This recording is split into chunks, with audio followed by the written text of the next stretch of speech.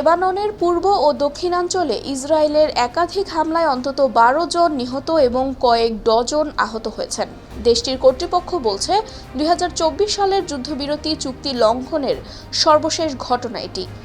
পূর্বাঞ্চলের বেকা উপত্যকায় বিমান হামলায় প্রথমে অন্তত 6 জন নিহত এবং 25 জনের বেশি আহত হন।